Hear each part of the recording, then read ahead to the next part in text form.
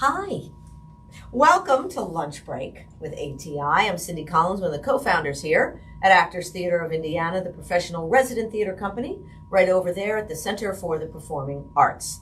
So I have not hosted one of these in a while. My associate Don Farrell has been taking over and doing that. But so here I am. I'm back for today. Aren't you glad? And I know you're all just jumping with joy and excitement. But today we have Jacob Quinn. He is our guest today. And Jacob and I have never met. We just met about 15 minutes ago. And we're gonna roll. And we're gonna roll with it. But I don't, I don't know all the guests that are on here. Our marketing director, Meg Osborne, schedules them, but it's always nice to meet new people, and especially in Carmel. And I believe what we're doing now is we're trying to have people on every week that are running. They're running for mayor. You're running for treasurer. Clerk. Okay. See, hello. Used to be the clerk treasurer, and then when Carmel became a second-class city, it became just the clerk. So there's no treasurer in the title anymore. It's true. Okay, so it's just clerk, like Bob Cratchit, but a little more important. Just a little bit. You're a little higher up, putting coal in the stove. But okay, but I was right, treasurer, but they just don't call it that anymore. Just calling it clerk. So they have a controller that is appointed by the mayor, who works underneath the mayor, and then we have the clerk, who's elected now by the citizens of Carmel. And this is hence why you're running. This is important because I've had to explain this to a lot of people. So you are not the only one. Well, because when you hear that, and matter of fact, Meg was like, he's running for a treasurer, clerk.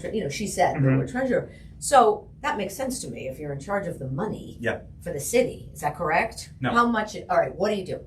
Stop. Let's rewind. Full stop. Tell me exactly. You were running for clerk. That's correct. What were you before that?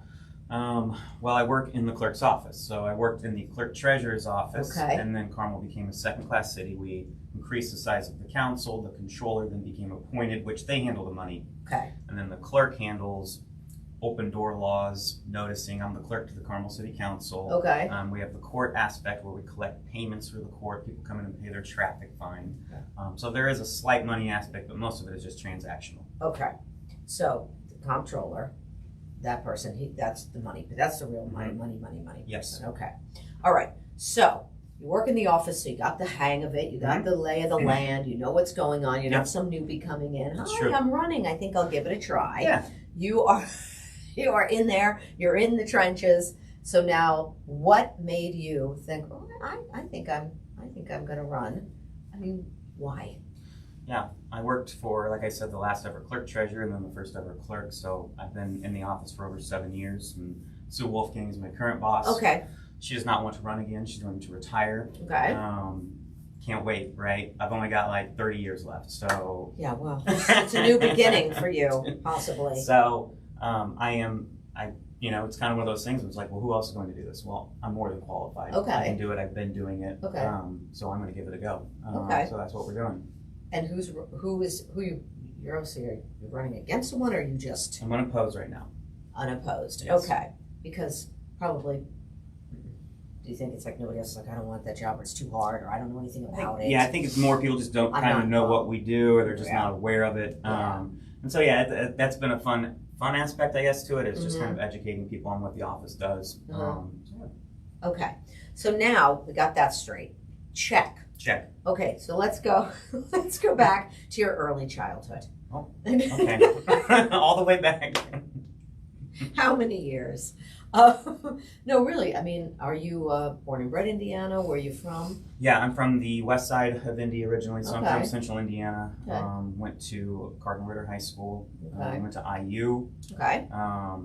Saw in Scott before this. I was in a production of The Jungle Book in high school. Oh, I was Shere Khan. I told them the second semester they wanted to do Pirates of Penzance. Yes, one of my favorites. I was like, well, I'm not going to do that, right? Yeah. Well, it's an operetta. I'm a musical. That doesn't really sound like me, so I ended up switching out of the theater class after we did The Jungle Book and did a current events and issues class. Okay. I really liked that, and so kind of set me on more of that path and did public affairs at IU. So. Did you feel that It's good you did all that. In my opinion, I think every kid in school should do the arts. And obviously, you're not going into it. Most kids don't go into it, but it's important for them to be involved. And you obviously, when you were in high school, obviously enjoyed it, right? Then you were like, oh, an operetta, not for me. Yeah. But you still, you enjoyed the Jungle Book. You enjoyed what you did, right? I mean, do you think it helped you when you moved forward? Absolutely. And, the one thing I like about theater is the bright lights, right? So you can't see the audience. No, you can't see what's going on. A lot of times so you can't. You're just kind of in your own world, and so I appreciate that. Probably my least favorite part was memorizing lines. So it was just kind of a lot of that. The performance aspect, there's always butterflies, right, before a performance, so that's natural. But I did, kind of in grade school, I did like speech teams. So I was on the speech team and did that for a few years. So I tried to do things and still try to do things that take me out of my comfort zone a little bit. That's good. Yeah. Well, and like running. Like running, yeah, exactly. I've never run for anything. Now you're before, running, so. and you're unopposed, but even if you weren't, you'd be like, well, I'm going to give it a shot, right? So you go for it, right? Is that the kind of mentality That's you the have? Plan, right? I like to. Yeah. I like to, Yeah. And so, growing up, in Indianapolis, west side of Indianapolis, right? Yep. Okay. West side. And is that where you went? Is that a Catholic school? Yeah, it is a Catholic school. All totally up to graduation? Yes, pretty much. Well, I went to St. Malachy in Brownsburg, K through 8, and then high school was uniform, school uniforms. Oh my gosh, I was going to say the whole 9 yards. Did you, when you got out of Catholic school, right? Because sometimes it's like, it's a private school. Yep. So you're all kind of in your own bubble sometimes. Yep. When you got out, did you feel it was harder to acclimate to a big campus like IU? Huge school. Yeah, well, I kind of wanted something different, right? And so, and the one thing I liked about Ritter and kind of where it's positioned in Indianapolis, it's a very diverse school. Okay, good. So it's kind of a 1A school, but it's there's a lot of minorities. There's, I think it was only like 60 or 70% Caucasian when we were there. So, that's not typical in Indiana, at least. So, so it was good to have that experience, a little bit different from being from like kind of Hendricks County and then coming in and going to Ritter. So I wouldn't change that experience for anything. Ritter and obviously then going to IU, very different. You can kind of get lost in the sea, at IU. But you have your own little pockets there. Like, what did you major in? Public affairs. So I was in the School of Public and Environmental Affairs. Okay. So public management specifically was my bachelor's degree. Okay. So, yeah. And go ahead. No, go ahead. No, and then after that I went to the State House. So I worked at the State House for 4 years. I was a legislative assistant and intern director in the Indiana House. Okay. Worked for the State Budget Agency for a little while and started for Carmel in January of 2016. So. What made you get out of the State House and come? Okay, you live in Carmel, obviously. Yes. Okay. Yes. So, were you living in Carmel when you were?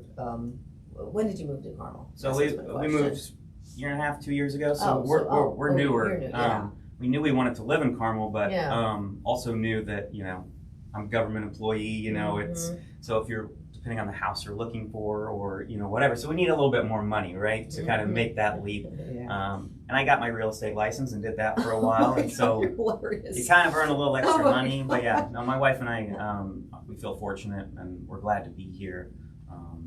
But I mean, public service is kind of what I've done since I graduated. So 4.5 years at the State House and then over 7 years here now. So, so yeah. What does your wife do? She works for a public affairs group in downtown Indianapolis. So we have 2 girls. One of them's 2.5, and the other one will be 1 next month. Oh my gosh, babies! So we're busy. We're a little busy. Babies. Yeah. Now and is that how you guys met? Doing the same thing in school? Yes. Or you did? Yes. So I was the intern director our last session, and she was one of the interns I hired. We had to hire like 40 interns. We did not go out on a date until after her internship was over. It's not as interesting to people. Right. I get it. But it's appropriate. But our first date was at a casino. I had gotten invited to an event, and so I asked her if she wanted to come with me. It's not often you go on a first date and make money. So, Right. Well, some people do if it's with a lady.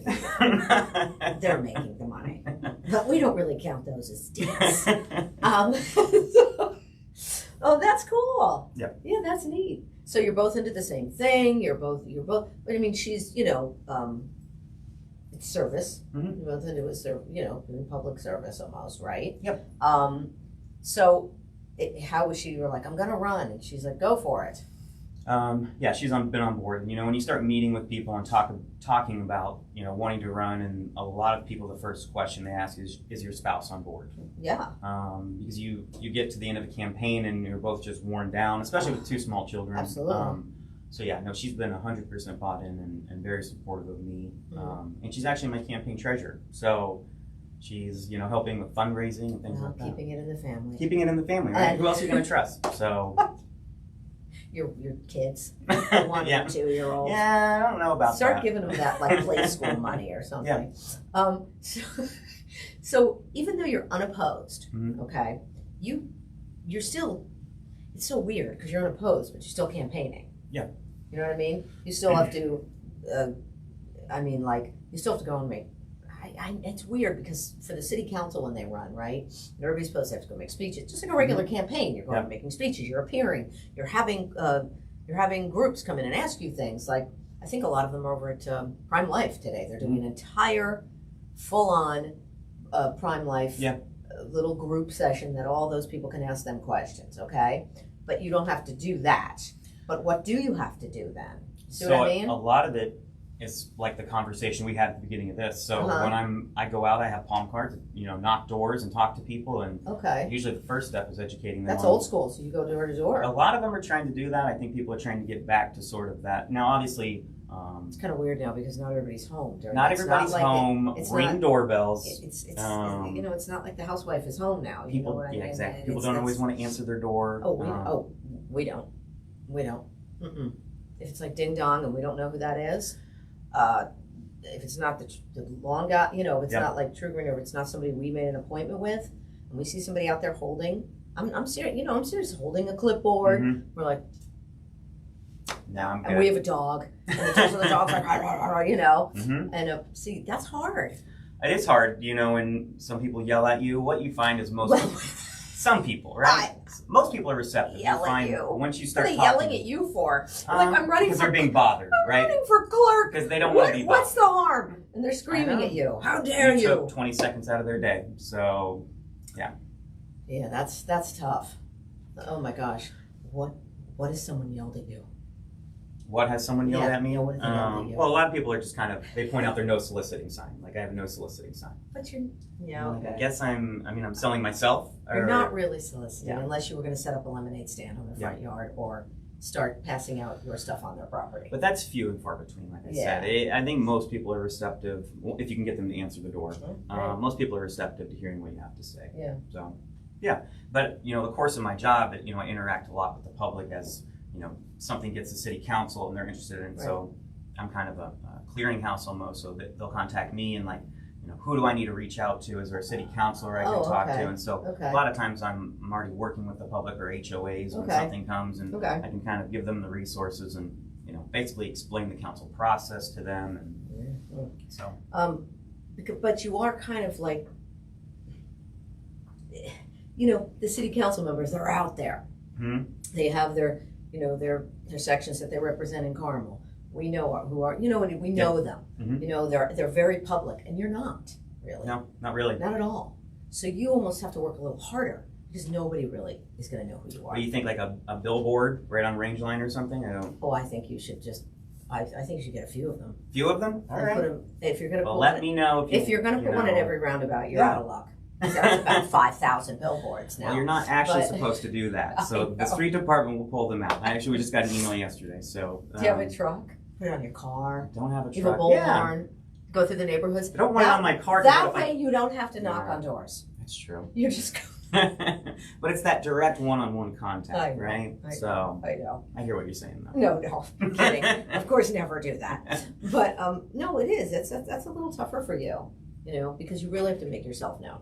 Yep. And have they done? I'm sure they have in Current. I'm sure they tell who's running for everything. And I do read it, but I can't remember. I'm sure you've been in there. I have. Yes. Yeah. Yes. So that's very informative, and they tell everybody who's running, what they're about, and everything. Yep. And so that's great. Current's awesome. Current's a great local I think. For a local Yeah. paper, I think they do a great job. Yeah, I work with them a lot, so we have to, we put notices in the paper, public hearing notices to council. When things go out for bid, we publish those. And right now we're kind of working with the Current and Home Place to try and, up the delivery into Home Place. And so we want to make sure those residents of Home Place are not forgotten and they can know about what's going on in Carmel government. So that's just kind of an issue we're navigating in our office as well as with our city legal team and, the best avenue. So with Home Place, obviously they get the paper, but everything's in the paper if you read it. I mean, it's free. It goes to every house. Well, if they get the paper, right? And so there's, it's a whole post office issue and, the point of entry and where it goes. And so I won't get into the weeds too much on that, but. That's because they're on the border. It's like the border. Kind of on the border, and so they kind of have worked more with Indianapolis. And then so. Right. Anyways, but yeah, so we're just trying to make sure they're informed. If not getting the paper directly, if there's an email list or something we can set up until we can get the Current to every home and Home Place. So, I mean, do they have a neighborhood website that they all read? You know how everybody has their neighborhood website? You know what I mean, right? Yeah, no, I think they are. Get on that. They're on Nextdoor, right? And that's so it. Yeah. That's what they use, I think, mostly. But there's also a Home Place advisory board through the city, created the city when the annex was official. And so that board has been great about just kind of connecting Home Place with the city. And there's a lot of talk about streets and sort of development that they want to do down there. Is that the one where there is that old house on that property and then they built around it? Yes, that sounds right. There's an old home there, and it's still there. They use it for stuff, and then they didn't knock that down because I assume it was just a historical building, and they just built around it. I know because isn't it? I know where it is, but I always remember that old house there. Yeah. Just like over on Smoky Row, how they're developing, but they did not knock down. Yeah, and then the big house over there. Yeah, and so there's just a lot of boards and commissions that say, we have the Historic Preservation Commission as well, and so our office handles notices for those meetings, right? We help them get set up, and if they have someone that needs to join virtually or whatever, we help them do that. Yeah. I have a big email distribution list where I send out for meetings, and so people are aware of meetings that are going on. So let me know if you want to sign up. So we I can kind of see how the different boards connect and how they work off of each other, and Yeah, you have a lot, it's a lot more than people think, because you sound like you do a lot of, it's funny, because some of the stuff doesn't sound like it goes together, but you know what I mean? Yeah. But so you basically, it's like you're doing 10 jobs in one. Kind of a hodgepodge of things. That's what it seems like. With council and some of the boards, it's like herding cats. That's the term that's used. And so it's we know about herding cats. Getting all these people on the same page. We're the cats. And we can't even herd ourselves. Yeah. Oh, we know the herding of the cats, believe me. So yeah. So that's hard. Yeah. Oh my god. It can be challenging, but a lot of people on boards are not, they're outside of the city, so then it's, finding, you want to reach them, so you email them, and they have jobs and lives, and so it's sometimes responses are slow, and you need to drop all that when he emails you. Okay. Yeah, drop what you're doing, please. Thank you. Please just respond. No, but that does, it sounds like that's, like you said, it's a hodgepodge, right? And that's funny, it sounds like, well, what we do here, we all have like 10 jobs, 10 jobs, we're wearing like this hat, that hat, I get it, and it's not easy. It's not, but it's always interesting, and there's always something going on in Carmel, so we're never bored. That is true. Yep. Whether it's historical homes being saved, or roundabouts being built, or art, or artwork being put in the roundabouts, that's right. Or new neighborhoods being built and subdivisions, and that's constant. It seems like that is just constant. Like I talk about that Smoky Row development, it's massive. It is massive. Yes. It's so big. And it seems like I'm not going to tell my personal. I won't state my personal opinion. I'm all for progress. I came from New York, so I mean that's a city, and this is Carmel calls itself a city, so building is a part of that. It just is. Yeah. That's just a part of being a city. But I am glad that they saved that home. Yeah, and I think that's where the clerk's office kind of fills in. So, different candidates have different views about the direction of the city, right? And what they want to do with development and spending. And we don't have to worry about much of that in the clerk's office. Our job is just make sure the public is informed about whatever is going on. Good. So you stay out of all that, Michigash, all that, Try to, yes. and good. You know, that way, I think that's more appealing that people are going to be like, this is what he does. Yeah. He doesn't get involved in all that, you know, so, I mean, I'd vote for you. Well, thank you. All right, one down. What's one? Whole city left to go. Well, you're unopposed. Yeah. So it's that or not Makes vote. it a little bit easier. And I yes. vote. Good, good. Make sure if you get out don't and vote, oh my gosh. Listen, get out and vote on a local level, on Yep. a you know, local or federal government. I mean, national. Vote, vote, vote. It is very important because, in my opinion, if you don't vote, then zip it. Be quiet. And that is one of my personal opinions that I will share. If you do not vote, that is a privilege in this country, by the way. Be quiet. You know, you didn't vote. So I agree with you. Keep your mouth shut. I agree with you. You have no right to complain if you didn't get out there and vote for the person that you want. So on that note, I'm glad you agree. Make sure you vote. I'm glad you agree with me. All right, we'll wrap it up. Thank you so thanks much. For having me. Oh my gosh, of course. Appreciate it. And you're obviously you're a hard worker and you enjoy what you do. Yes. Seems like absolutely. you do. Seems like you really do enjoy what you do. And it doesn't sound like an easy job. Right? A lot of hats to wear, a lot of different people to talk to. Yes. Yes. And yeah, I enjoy it. All right.